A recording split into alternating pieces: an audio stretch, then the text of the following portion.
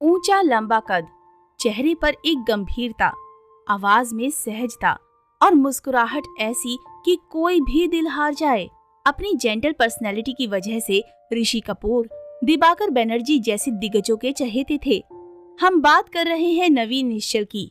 18 मार्च को उनका जन्म हुआ था। उसी के अगले दिन यानी 19 मार्च को उनकी मृत्यु की तारीख होती है। नवीन निश्चल का नाम लेते ही सबसे पहले एक चीज याद आती है, कोतवाल बने नवीन और चोर बने अमिताभ पर फिल्माया गाना जा जल्दी भाग जा, नहीं बाबा नहीं। फिल्म देश प्रेमी के इस गाने में हम देखते हैं कि अमिताभ और नवीन निश्चल पुलिस की जीप में सवार हैं। अमिताभ ने पुलिस की वर्दी पहन रखी है।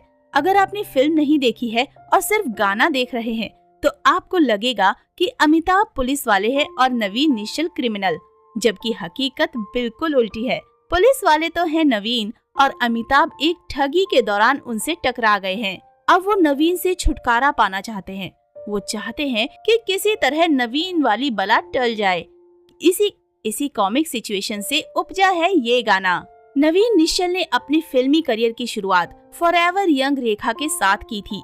सावन भादो रेखा और नवीन दोनों की ही पहली फिल्म थी। नवीन ने एक इंटरव्यू में कहा था कि इस फिल्म में मिली कामयाबी के बाद उनको कभी पीछे मुड़कर देखने की जरूरत नहीं पड़ी। कहानी एक अमीर घराने के लड़के की है जिसकी सौतेली माँ और बहन उसे नापसंद करते हैं, कई दफा मारने की कोशिश भी करते हैं।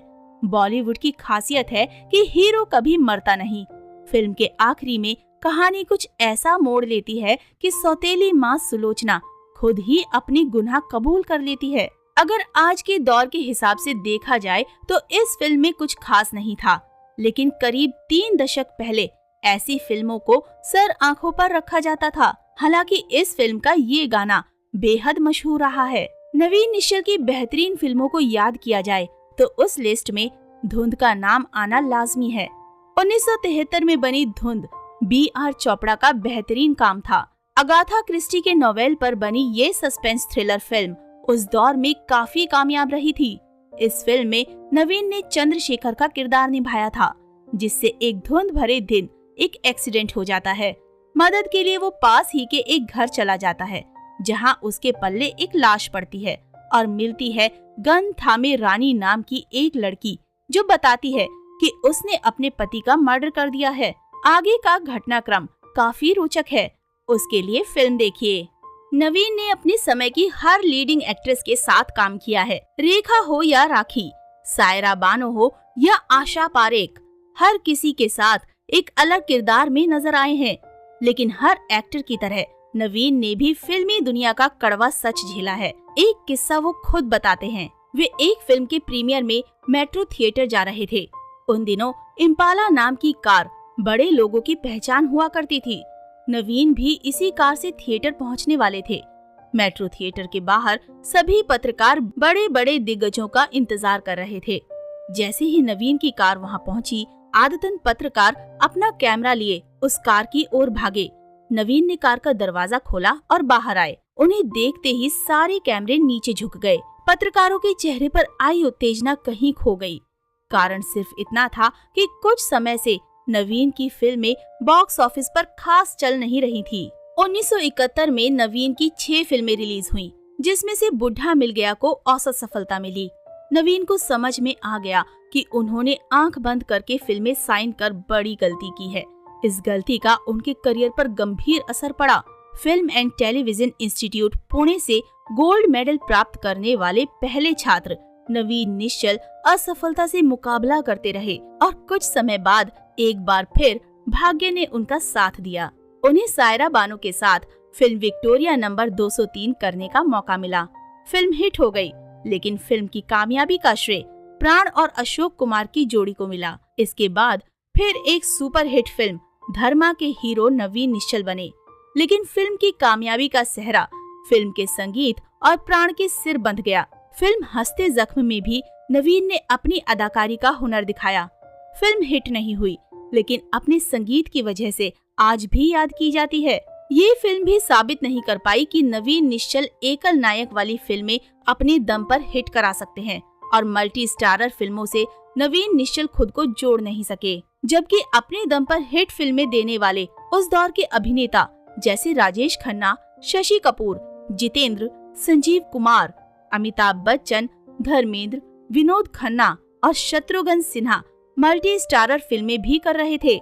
नवीन ने जब करियर आरंभ किया था तब वो दौर रोमांटिक फिल्मों का था, लेकिन सुंदर चेहरा मोहरा और सहज अभिनय की प्रतिभा के होते हुए भी नवीन निश्चल ए श्रेणी के अभिनेताओं की कतार में अपनी जगह नहीं बना सके। बी ग्रेड की एक्शन फिल्मों जैसे जोरो और मोंटो के जरिए वे खास वर्ग के निर्माताओं और दर्शकों को आकर्षित कर ही पाए थे कि हिंसात्मक फिल्मों की बॉलीवुड में भरमार हो गई।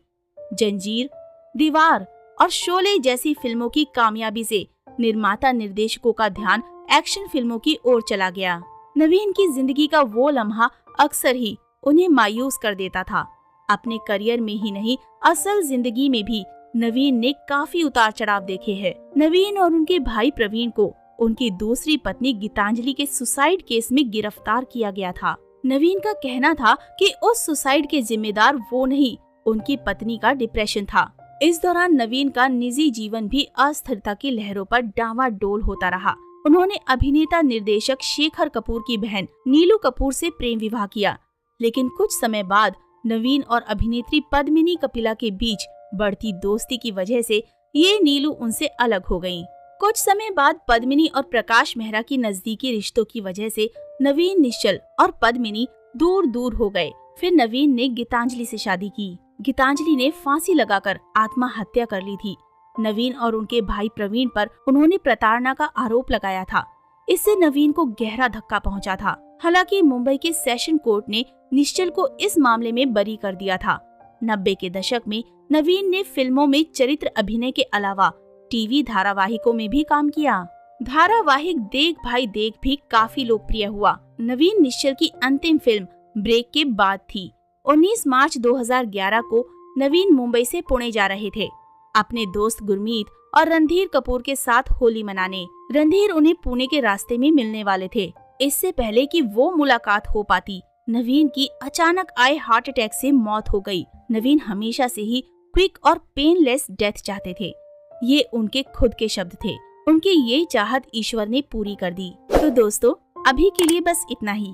मिलते हैं अगले वीडियो में। तब तक आप सब अपना ध्यान रखिए। Bye bye.